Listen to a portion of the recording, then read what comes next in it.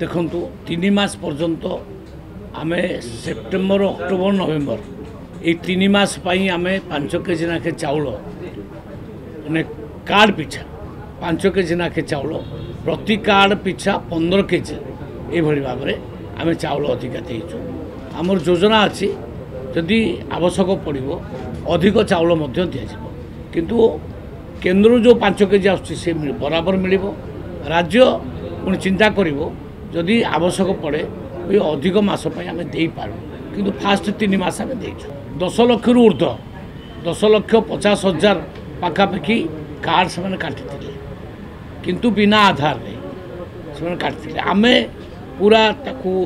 KYC जांच करी ताकू आम काटुचु। आमर 3टा पॉइंट गोटे हूँ सरकारी चाकरिया गोटे हूँ डेड पर्सन जो मैंने स्वर्गवास हो जाइए आ गोटे हूँ इनकम टैक्स पेमेंट करुवा लोक आम अन्य कौन गरीब लोक जनकर एपर्यंत काटी ना।